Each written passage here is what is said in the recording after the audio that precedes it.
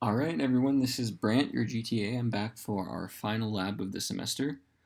This one is going to be a short lab, but nevertheless, it is still critically important to understand.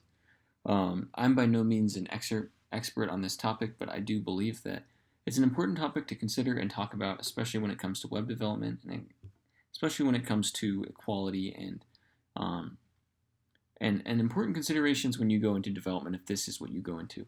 So, Section 508, I believe, is a legal considerations, but smartphones, computers, digital documents, web based apps should all be readily available and accessible by all people with impairments. So, whether they have physical, sensory, or cognitive disabilities, common ones, right? People may not be able to hear, right? There are people who are deaf or people who may not be able to see very well or not see at all.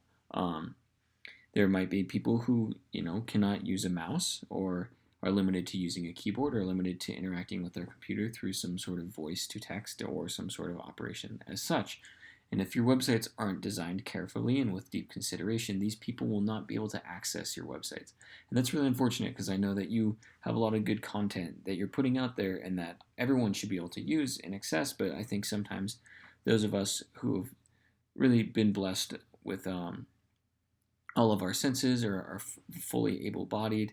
Um, I think sometimes we lose sight of how blessed we are and how we really should consider everyone and their needs and how we can make sure that everyone can use our resources. So um, I I know I've gotten lazy in the past couple of labs, but I really love looking at these web designers YouTube videos, so I'm not going to obviously watch this right now, but if you get a chance, check this video out. I think it has good examples and a good discussion on how to really apply these accessibility things. But for now, we're going to move on to universal design principles. So these things, equitable use, so everyone should be able to use everything in an equitable manner. And if you don't know what equitable means, it's like equality, but the thing about equality is it assumes that we all get the same treatment, right?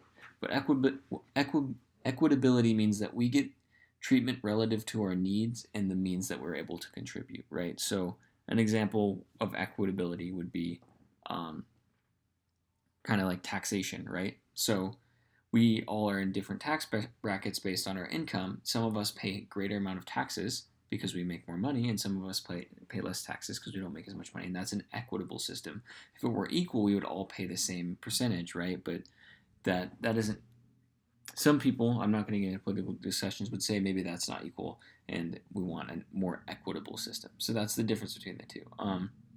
Flexibility in use, so it has to be accommodating of people of a variety of abilities. So the example here is these scissors that a left and right-handed person can use. So if you're ever left-handed like me, I am a left-handed person, and scissors have always been the bane of my existence. So I just learned to do things right-handed when it comes to a lot of tools.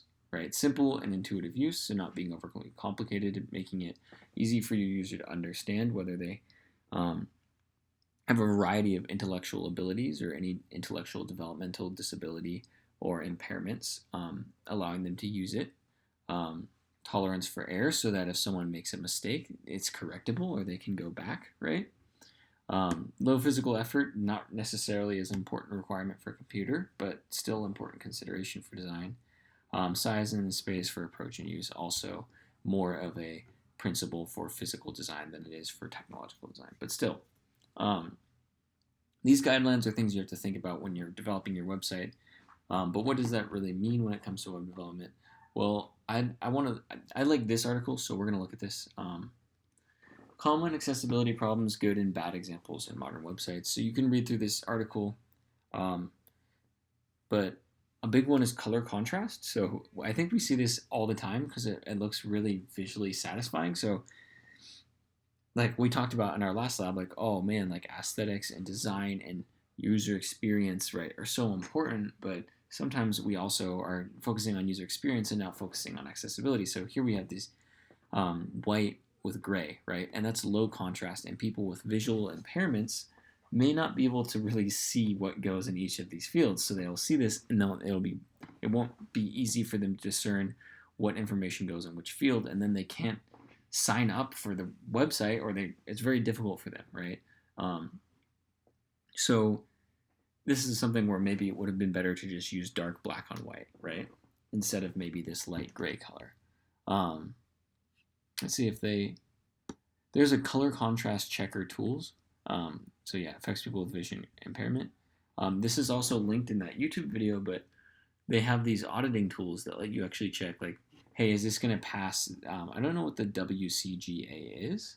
Yeah, let's look at this.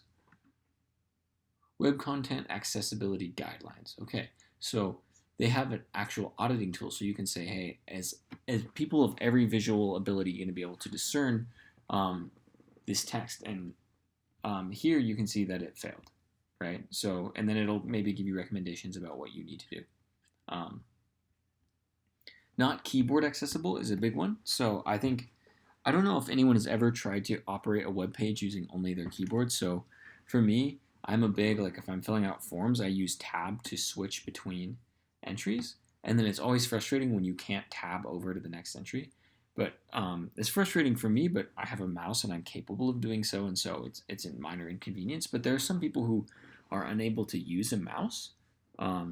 Or who can only interact with web browsers via text, who then cannot use your website, and so it's no longer accessible to them. So it's important that you check these things. And here, if you look in this, so the fail here is they can never send their compliment because, look, as they tab over, it just cycles back through.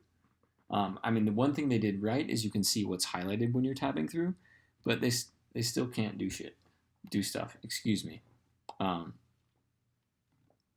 So it needs to be functionally available from a keyboard. And don't let people get trapped. They call it a keyboard trap, right? So then here's the other one is no visible focus. So you can see here, this categories thing doesn't have a visible focus on it, and the order doesn't make sense. So it goes Britco over to here, and it comes back here. And so it's just, this is a very poor design here for accessibility. And then here, this is an example of a great design for these keyboard accessible. So what happens is if they type in a tweet, then they can tab over and tweet, but it won't let them make the error, right? So it's failure resilient, which is one of those universal design principles, and it's easy and simplified, right? So what else we talked about, right? No alternative for non-text content. So this goes back again to those who have visual impairments, right? So if someone is using a text-only browser, it's going to read to them this alt content, right? So this is some good alt content in some respects, right? So here's alternative. Okay, focus on your grad Nikon cameras and lenses up to 40% off, shop now. Now, obviously, these people have an incentive to make sure their ads are read whether you're visually impaired or not, right? But some people, they get lazy about this, and then you have a website that has all sorts of big banner images, right? Like we talked about when we looked at like Tesla.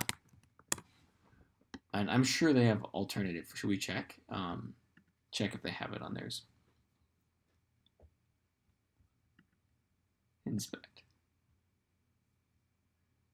Div, product content.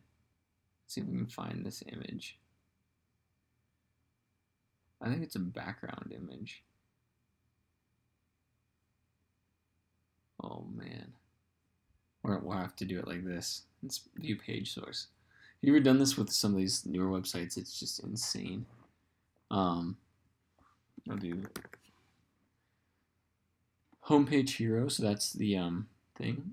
Alt Model S, Model 3, Model X. So this is kind of a bad alternative description, but I mean, I don't know what else they would do, right? But I mean, what they are describing is so cool how this pans over. They're describing how I would try and select it with my mouse, but it won't let me. So this is kind of annoying. But here, if you look on the left-hand side, there's a white, red, and gray, right? And this alt text refers to the fact that there's a Model S, Model 3, and Model X in that order. So in some respects, like, yeah, they kind of did what they were supposed to, right? Mainly A, double A, and triple A. So apparently there's 3 levels of this. Double A is widely acceptable, single A is not. It was developed by W3C, which are the same people who do W3 schools. But essentially, there are all sorts of auditing tools out there for accessibility. And it's very important for you to consider accessibility in your design. I know you guys are all working on your projects right now. And I don't want to drag on a long lecture about something that's super important, but that I don't know if I have the necessary capacity to talk about in depth. So I'm going to link you to this as a resource and then to these W3 resources as well. But I just want you all to know and be aware of the value of accessibility, and I want you to be able to incorporate that into your web pages on your projects. And I want it to be something that's in the back of your mind. But other than that, I know that you guys are super busy, and so I appreciate your time in watching this lab, and I hope that everything is going well. I'm going to try and get a video up or get a live call so we can do milestone 2 together, and I think that will be a very useful resource to you. So I'm going to spend time working on that today and tomorrow, and hopefully we can get that together by the end of this week so that you have something to work on for milestone 2. Thank you very much for your time, and I hope to hear from you all soon.